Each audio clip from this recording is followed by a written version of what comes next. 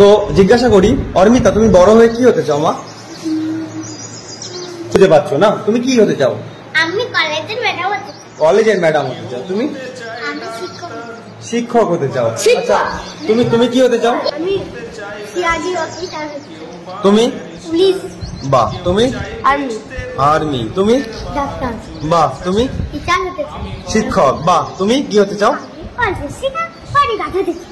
অরিজিৎ সিং এর বডিগার্ড। তুমি কি হতে চাও? বড় হয়ে বোকা হতে চাই। অদ্ভুত, বড় হয়ে বোকা হলে তোমাকে তো সবাই ঠকিয়ে যাবে বাবা। আমি তো কাউকে ঠকাবো না। ঠিক শুনেছেন, কোনো এক জায়গাতে বলছে আমি শুধু বোকা হবো, আমি বোকা হতে চাই। লাভপুরে শীতল গ্রামে প্রাথমিক বিদ্যালয়ের খুদে পড়ুয়ারা সবাই একে একে বলে যাচ্ছে আমি ডাক্তার হবো, কেউ ইঞ্জিনিয়ার হবো, কেউ আইপিএস অফিসার হবো। তৃতীয় শ্রেণীর ক্লাস করে হঠাৎ একজন বলে উঠলো আমি বোকা হতে চাই।